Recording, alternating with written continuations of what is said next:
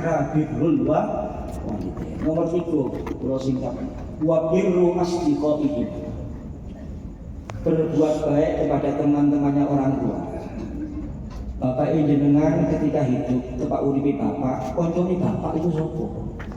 Ibu tepak urip koncone ibu niku sapa?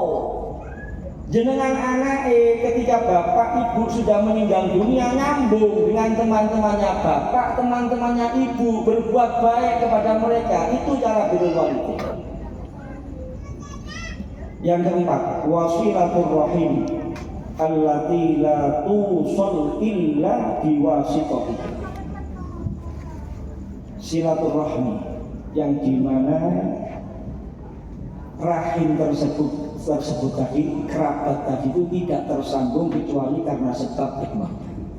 Artinya Pak, ketika bapak meninggal ya lanjut silaturahmi sama keluarganya Pak. Ketika ibu meninggal ya lanjut anak-anaknya silaturahmi sama keluarganya ibu. Jangan bapak meninggal, ibu meninggal, anaknya putus sama kerabatnya bapak, putus sama kerabatnya ibu, akhirnya kepakai nobor.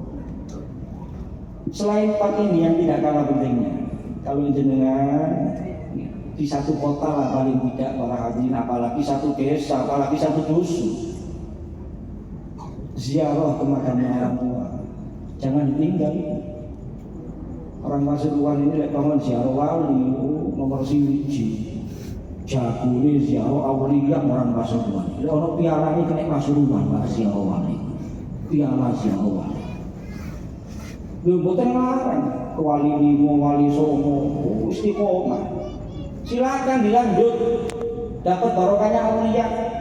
Tapi mohon maaf saya ingatkan, kadang-kadang kesehariannya orang tua nggak jauh dari rumah, sampai patokannya putul, nggak tahu ziarah.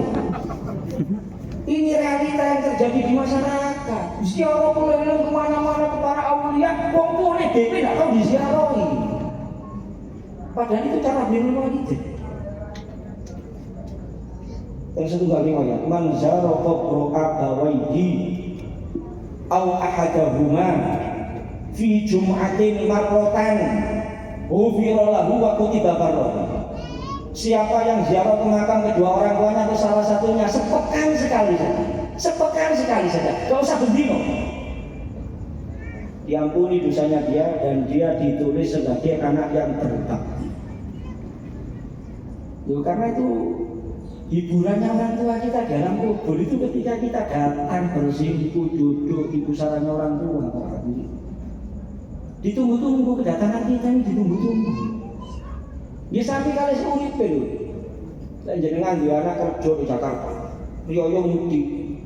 Ambil bojone, ambil anak-anak mudik. Kira-kira bunga apa susah ketika anak mudik? Bunga. Masih melarat bunga. Oh ditunggu-tunggu kedatangannya. Begitu nyampe di rumah nangis katanya. Saking kangen ini nangis bunga. Tangisan bahagia kedatangan anak, mantu, cucu, tangisan bahagia.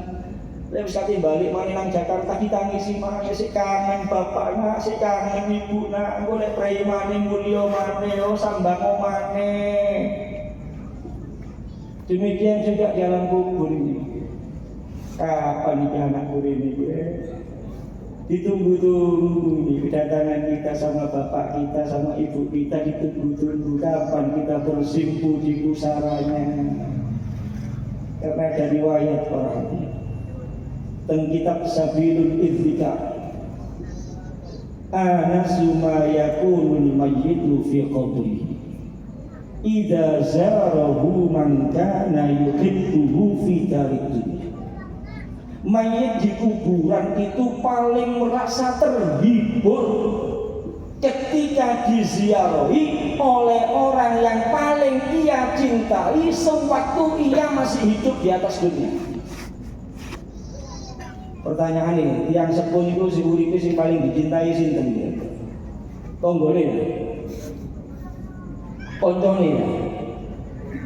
Misalnya nih, tidak mungkin orang tua itu di masa hidup tidak bisa dipungkiri. Yang paling dicintai anaknya, cucunya, turunannya, itu yang paling dicintai. Oleh karena itu ketika kita bersimpuh di pusara orang tua kita itu hiburan. Sehingga disebutkan oleh Habib Abdullah Haddad, yusannu at-tatwil. Sunnah kalau ziarah sama orang tua itu memperlama ziarah, memperpanjang ziarah. Ojo wis gak tau ziarah sepisan-sepisan. Setahun sepisan tok ziarah ngiri-oyo kadang-kadang. Mari ngono nggo kembang sak kresek, nguri-nguri kembang muli. Nguri-nguri kembang tok muli. Sunnah diperpanjang yang lama, sik kangen. Bapak jenengan teng kuburan sik kangen, ibu jenengan sik kangen, mbah jenengan sik kangen, sing suwe aja dilu-dilu. Boten saged maca Quran kula Ustaz, ya hafalan. Yasin boten hafal. Dukhon boten hafal, Waqiah boten hafal, Tabarok boten hafal. Ya hafal apa? Kulhu boten hafal, kenem-menem. Pokoke sing hafal waca wis. Kemudian yang terakhir termasuk birrul walidain, dan ini termasuk ya yang tidak disadari oleh umat Islam di zaman sekarang. Padahal ini ya, adalah mungkin yang paling penting,